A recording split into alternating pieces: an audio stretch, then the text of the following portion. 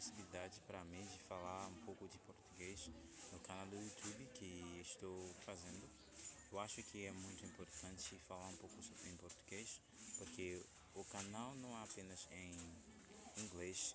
Todos os vídeos não vão ser somente em inglês. Vamos ter alguns vídeos em espanhol também.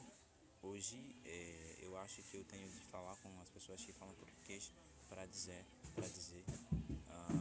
dizê-las que estou gravando alguns vídeos em português no canal e pronto, eu vou ter alguns vídeos em português também.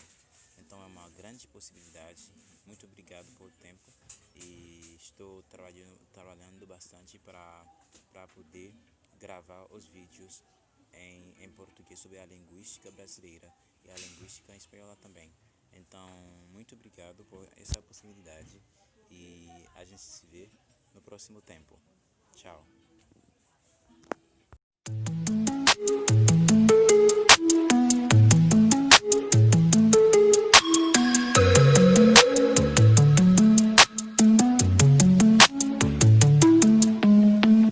Picture perfect, you don't need no filter. Gorgeous, make 'em drop.